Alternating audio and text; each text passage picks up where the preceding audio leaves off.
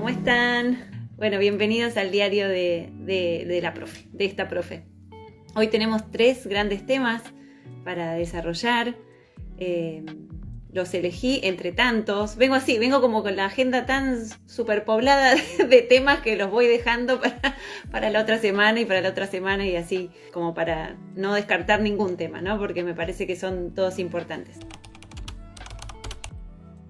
En el día de hoy vamos a hablar sobre un temón, un súper gran tema para nosotros, para los docentes y los profesores, que tiene que ver con qué se esconde detrás de un gran enojo en un alumno, ¿no? En nuestros alumnos.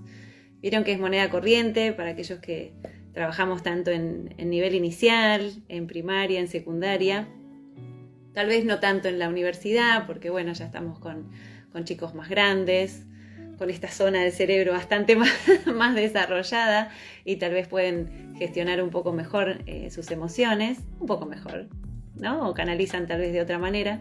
Cuando estamos en los niveles de los niños más pequeños, de nivel inicial, de primaria, de secundaria, bueno, la realidad es que muchas veces tenemos situaciones en el aula, situaciones que son bastante disruptivas, si queremos llamar, porque bueno, ante enojos reiterados, ¿no? Ante niños que tal vez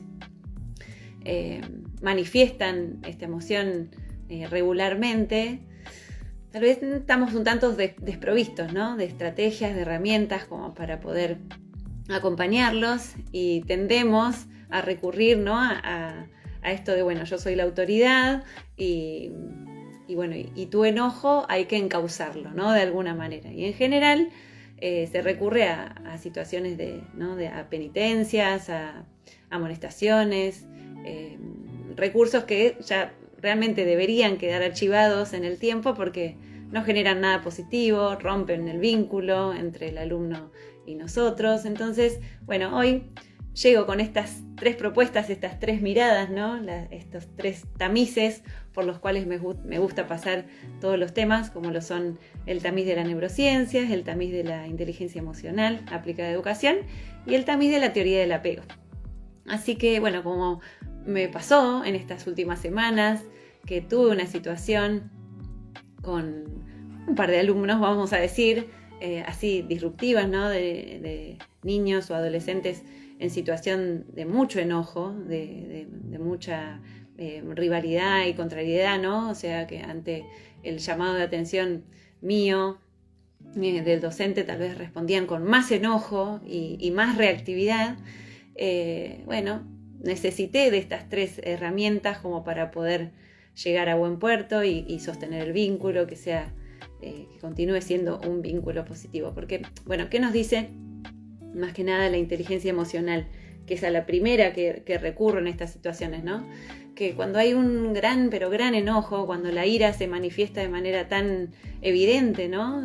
Un niño o un adolescente, un preadolescente que ante nuestro llamado de atención, si está faltando el respeto, nos retruca y nos habla más fuerte y tal vez se niega a participar de la actividad y hasta tal vez pega un portazo y se va del aula, ¿no? Porque puede llegar a pasar. Bueno, ¿qué nos dice la inteligencia emocional? La inteligencia emocional nos dice que siempre que hay una situación de ira desmedida, regular, ¿no? y casi constante, bueno, tal vez hay otra emoción ahí solapada, está escondida, que tal vez tenemos que tener la inteligencia de saber registrar, de saber descubrirla, de saber encontrarla, ¿no? Y lo más probable que atrás de ese gran enojo se halle ahí escondidita una gran tristeza, ¿sí? Un gran dolor. Y bueno, y así fue, ¿no? Porque la realidad es que estas demostraciones de enojo, de reactividad, de impulsividad, escondían lo que justamente estamos diciendo, una gran tristeza, ¿sí? Una gran preocupación por temas personales, familiares y demás, que de ser que yo hubiese adoptado la postura tradicional, ¿sí? Tal vez, hubiese tal vez ido, a firmar, se le hubiese aplicado algún tipo de amonestación o de penitencia para que bajo ese concepto no volviese a repetir, digamos, esta actitud, ¿sí? cortara y frenara con esta actitud. Pero la realidad es que no, que fui por el otro camino, por este, el que nos aconseja la inteligencia emocional, o en este caso, si lo paso por el tamiz de la neurociencia, qué es lo que necesita un niño, ¿no? O un adolescente cuando está atravesando una situación de desregulación emocional tal, ¿no? Como lo es justamente el del enojo o el de la ira.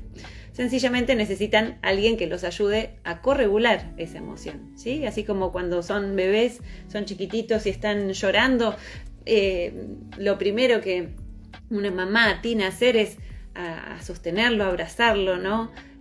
A contenerlo. Bueno, eso se llama corregular una emoción. Bueno, lo mismo, de la misma manera podemos hacer con nuestros alumnos, ¿sí? Ya más grandes, tanto de nivel inicial como de primaria como de secundaria, ofrecerles un abrazo, ofrecerles una mano amiga, un oído atento, ¿no? En el que puedan confiar, justamente contándoles que no vamos a ser los que estemos sermoneando, ¿no? Castigando esa actitud, sino que la vamos a saber acompañar de esta manera, preguntándole obviamente qué les pasa, si tienen algún problema, para que, bueno, bajen la guardia, ¿sí? Esa situación de cortisol que los inunda, se relaje, ¿no? Y puedan tal vez contar qué es lo que les está pasando, confiar en el docente, confiar en ese profesor, abrazarlos si es posible, si acepta, porque a veces, bueno, a los más grandes les cuesta un poquito, abrazarlos para, con nuestra respiración de calma, ellos también logren llegar a esa tranquilidad.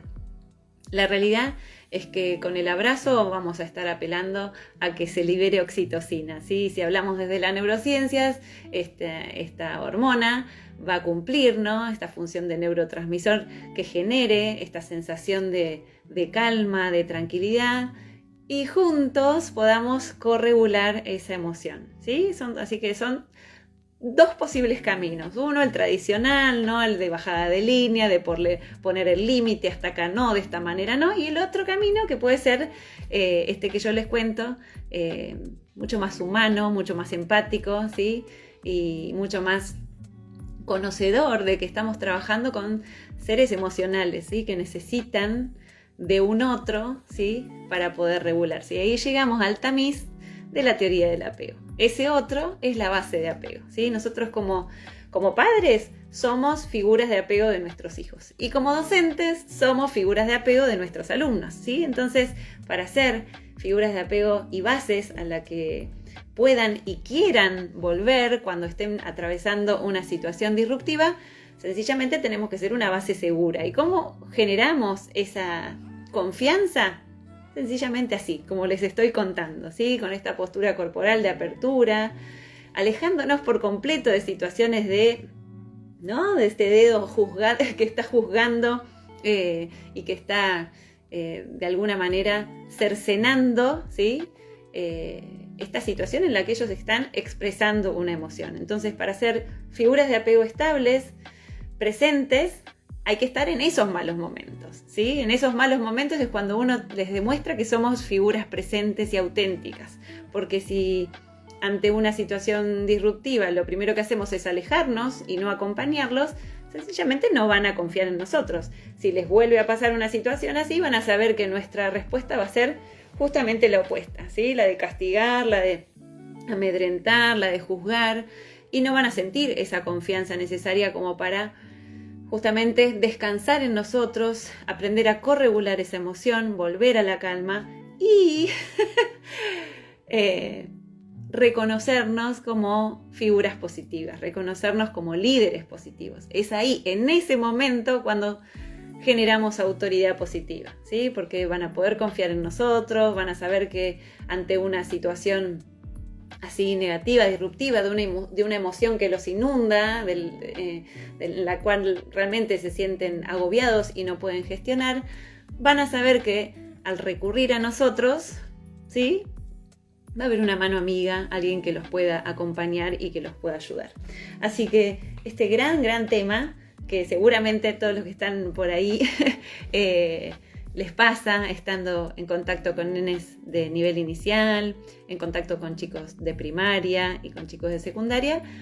Bueno, tener a mano otra estrategia, ¿sí? Tenemos una que es la que nos sale en automático porque así aprendimos y es la que más a mano tenemos, y tenemos el otro camino, ¿sí? La otra herramienta, la otra estrategia, la que nos ayuda justamente a acompañarlos de una manera mucho más empática, que tiene que ver con estrategias de neurociencias, estrategias de inteligencia emocional, y este gran recurso que para mí es indispensable para todo docente, para todo profesor y para todo formador, que es el de la teoría del apego. Bueno, ese fue nuestro primer gran tema.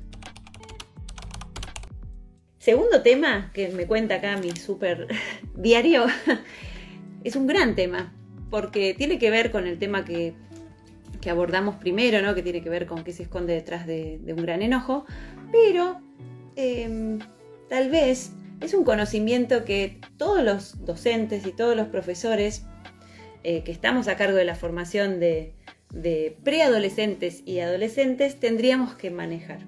¿Qué sucede? Tendríamos que conocer, tendríamos que tener cierta expertise, ¿no? En el tema. ¿Qué sucede? Hay muchos profesores hoy en día que acceden al rol de formadores tal vez sin tener conocimientos sobre la psicología evolutiva de los niños o de los preadolescentes o de los adolescentes con los cuales están trabajando. Entonces, ¿qué pasa? La realidad es que cuando entran al aula, tal vez carecen de este conocimiento, que tiene que ver más que nada con qué tipo de reacciones van a tener los preadolescentes y los adolescentes en esa etapa, ¿sí? Etaria, ¿sí? O sea, ¿qué es lo típico? ¿Sí? ¿Qué es lo que caracteriza a un preadolescente y a un adolescente en cuanto a su emocionalidad? Y la verdad que lo típico va a ser, lo disruptivo, ¿no? El querer ir en contra la corriente, como dice la canción de adolescentes. Querer como diferenciarse, ¿no? De los adultos, alejarse de todo lo que tiene que ver o roza con el concepto de niñez, ¿no? Porque eso lo avergüenza, hace que tal vez se sienta un tanto errático y lo expone de alguna manera. Por eso cuando tenemos hijos adolescentes tenemos que ser muy cautos a la hora de llamarles la atención o de hacerles algún comentario o de reflexionar, porque puede que noten o registren que se los está de alguna manera exponiendo, ¿sí? Entonces hay que ser muy cautos, hay que tener mucho conocimiento de cómo reaccionan a esta edad, de la jerga que utilizan con sus amigos, de la importancia de poder pertenecer a ese grupo de pares también, de por qué muchas veces ante los ojos de un adulto puede que haya situaciones que son tal vez un tanto irrespetuosas, pero en realidad tienen que ver más que nada con cómo se comunican entre ellos, ¿no? Los chistes que se hacen, las bromas que se hacen, las formas con las que, ¿no? Se comunican. Y esto me parece esencial para que el vínculo entre el formador y ese alumno fluya, ¿no? Que no sea algo que esté continuamente como recibiendo cortes o shocks de negatividad, digo yo, ¿no? Porque si vamos al caso, yo tengo un montón de adolescentes a cargo como profesora de inglés, y la realidad es que si yo me engancharía con cada situación que pasa entre ellos, ¿no? Y cortaría la clase o cortaría la actividad, cortaría el juego por cada situación, mini situación, ya sea de cómo se hablan, cómo si se gritan, lo que se dicen o no se dicen, o las bromas que se hacen, lo más probable es que la clase se corte a cada instante y sea algo hasta molesto, ¿no? Disruptivo, porque, sencillamente porque no fluye. Entonces, a eso me refiero cuando les digo que siempre que entramos a un aula donde estemos trabajando con preadolescentes y adolescentes, tenemos que saber de su emocionalidad, ¿sí? Conocer sobre justamente cuáles van a ser sus características, para que podamos estimular, ¿no? este buen vínculo a lo largo de todo el año. ¿Y qué nos dice la inteligencia emocional? La inteligencia emocional viene a ayudarnos en este aspecto, más que nada. Tratar de no recurrir a sanciones continuamente, ¿no? Bueno, le dijiste esto al amigo, ¿no? Le dijiste tal palabra a tu compañero. No es manera, esto es irrespetuoso, anda a firmar. no sé, otro ejemplo. Llegó el amigo, se estaba por sentar y medio que le corriste la silla como para hacerle una broma. Les estoy diciendo todas las que veo. Eso es muy peligroso. Lo volvés a hacer, una amonestación. Anda a buscar al profesor, al preceptor, para firmar. La realidad es que esto, en lugar de favorecer el vínculo, lo que va a hacer es ponernos en un lugar de ogros, ¿sí? Al que justamente van a querer evitar, ¿sí? Van a tratar por todos los medios de evitar prestar atención, de vincular positivamente con nosotros, y eso en lugar de fortalecer el vínculo, lo va a enfriar, ¿sí? Vamos a dejar de ser líderes positivos, vamos a ser la profe o el profe ogro que nos está retando o que nos está sermoneando continuamente, y la realidad es que, bueno, podemos darles otra opción, ¿sí? De profesores o de formadores. Tenemos dos caminos. Tenemos el camino, ya les digo, del autoritarismo, de lo tradicional, de esto que venimos ya en automático, repitiendo y repitiendo generación tras generación, o tenemos el otro camino, que nos aconseja la inteligencia emocional y la neurociencia también, que es justamente ser líderes positivos, promoviendo actividades positivas, actividades recreativas, juegos, donde ellos se sientan bien, la pasen bien, dejando pasar muchas de estas situaciones, ¿sí? En general, ofreciéndoles un lenguaje positivo, ¿no? Desde la alegría, porque hasta a nivel corporal, la postura corporal de relajación, de sonrisa, de una cara que no esté rígida, ¿no? En su musculatura, tratar de justamente ofrecerles esto, porque cuando sucede algo realmente de gravedad, sí vamos a tener que poner el no y sí vamos a tener que marcar el límite como corresponde. Y si la verdad y la realidad es que se encuentran con una docente o con una profesora, con un formador que está continuamente en situación de ogro, gruñendo, marcando el límite de esta manera, te vas a firmar, vas a dirección, te pongo tal amonestación, y lo más probable es que el día que realmente pase algo grave y querramos establecer el límite, no nos escuchen. O sea, porque es como en casa. Si tengo una mamá o un papá que me viven gritando y un grito más, ¿qué va a hacer? ¿Qué diferencia va a generar? Ninguno. Entonces, la realidad es que tendríamos que tratar de tener como un hilo conductor de positivismo, de un clima, ofrecer, ¿no? Un clima armonioso y demás, para que cuando realmente haya una situación disruptiva que necesite de un límite bien puesto, bueno, nuestra estructura corporal cambie, ¿sí? Ahí sí nos pongamos un poquito más rígidos, con la cara obviamente más rígida en su musculatura, un cambio en el tono de voz, para que digan, uy, como me dijeron el otro día, ¿no? En silencio sepulcral todo el aula, no, Miss Claudia se enojó, ¿no? Porque como, claro, Miss Claudia siempre es amorosa, buena onda y demás, cuando pasó algo que pasó la raya, que ya no tenía que ver con la jerga adolescente, que ya no tenía que ver con cómo quieren pertenecer al grupo de pares, entonces a veces cruzan ahí ese límite, esa pequeña línea, de esa línea delgada. Bueno, fue algo un poquito un poquito más subido de tono, y bueno, ahí llegó Claudia, la que puso justamente el límite ultra necesario, porque cuando estamos trabajando con preadolescentes y con adolescentes, tenemos que saber que van a transgredir. Va a ser algo absolutamente normal que vayan, ¿sí? por esta opción, por esto de transgredir límites, ¿sí? Avasallar normas y demás. Sería ilógico y anormal que no lo hagan, porque sería justamente que se estarían sobreadaptando a algo que tal vez no es saludable para ellos en esa edad. Es común, es normal que el adolescente transgreda y se quiera diferenciar del adulto, ¿sí?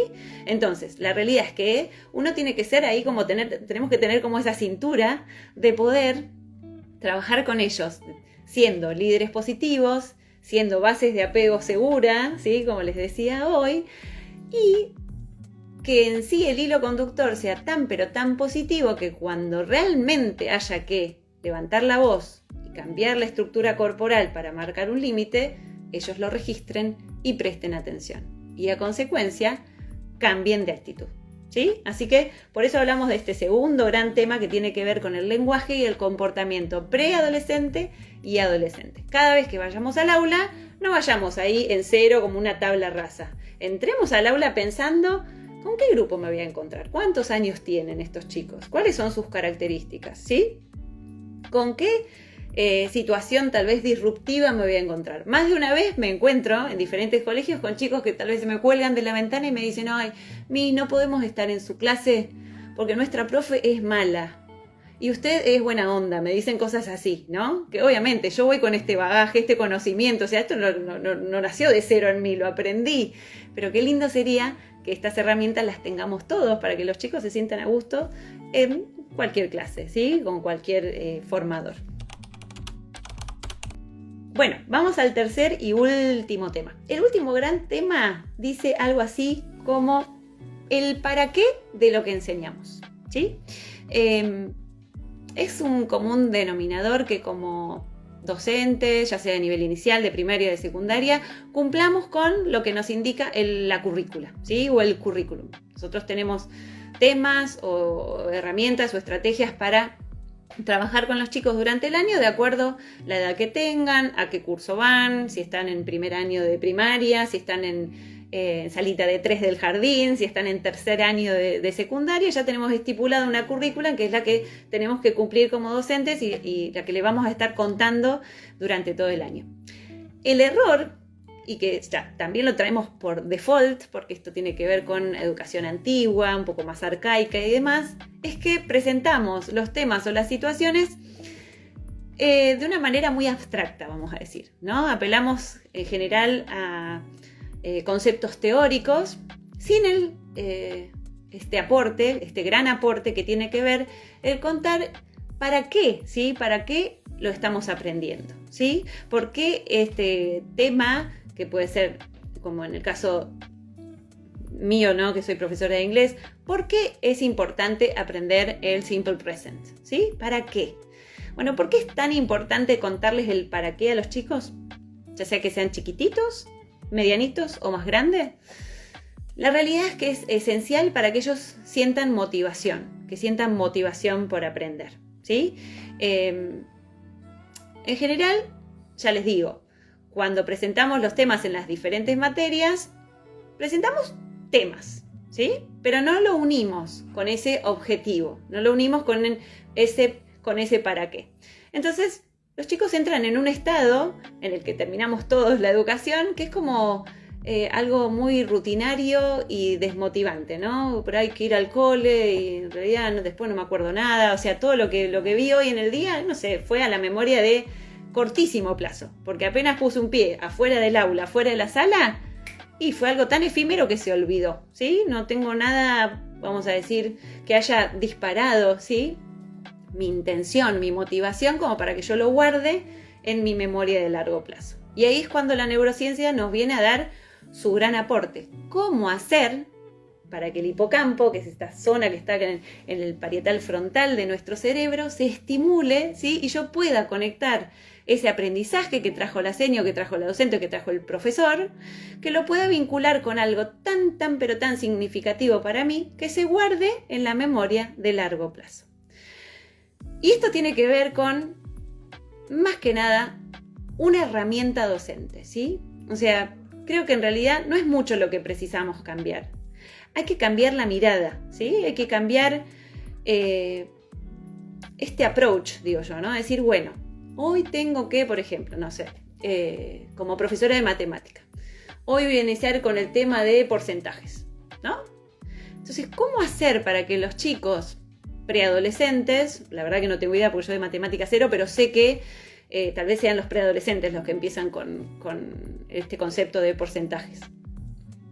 ¿Cómo hacer para que mis preadolescentes tengan la necesidad, ¿sí?, de aprender el tema o este concepto de porcentajes y sea lo suficientemente significativo para ellos para que no se los olviden apenas salgan, ¿no?, del aula?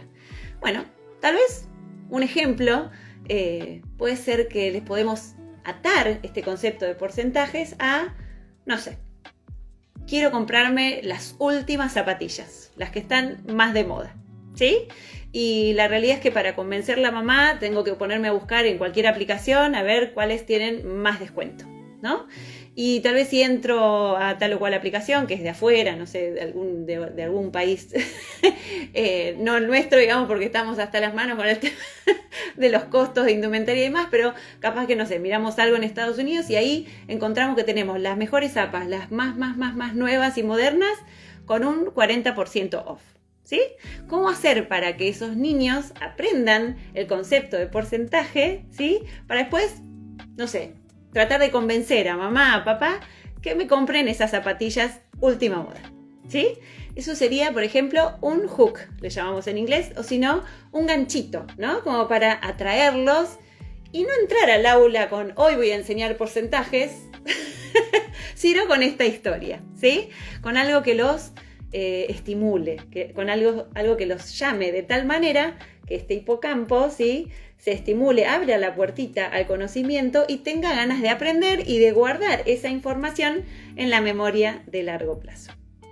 Así que bueno, el ¿para qué? ¿Por qué?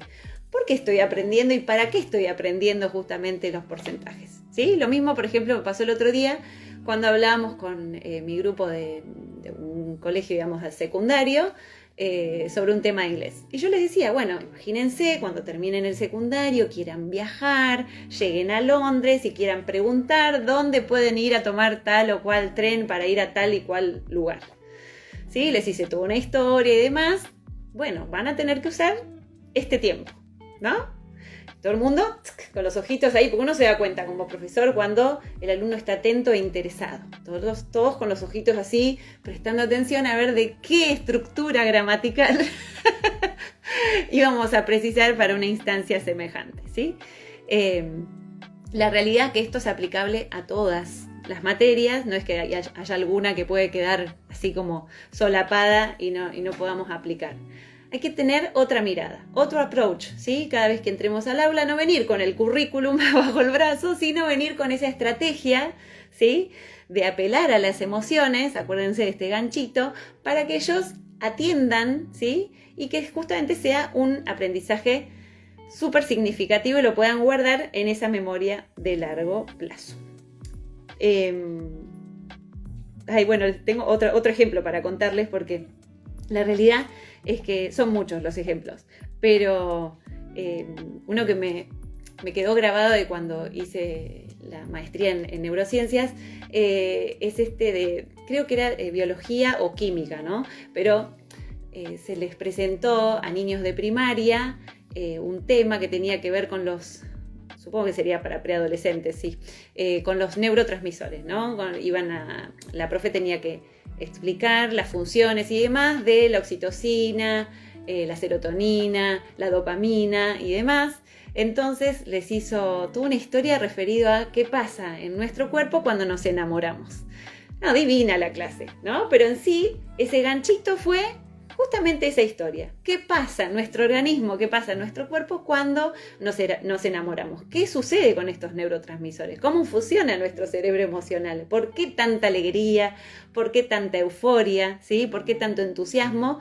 En ese momento en que el cuerpo, ¿sí?, que nuestro corazón, nuestro ser está enamorándose de una persona. Y claro, imagínense, esto es efectividad 100%, o sea, un niño, un adolescente no se olvida nunca más de una situación o de una clase así, ¿sí? ¿Por qué? Porque apeló sencillamente a las emociones. Bueno, creo que es todo por hoy. Me parece que no me olvidé de nada en esta súper agenda. Ya les digo, quedaron algunos temas para la semana que viene. Si Dios quiere nos volvemos a encontrar. Espero les haya servido de mucha ayuda, haya enriquecido el camino de todos y nos vemos, si Dios quiere, el viernes que viene. Un beso para todos.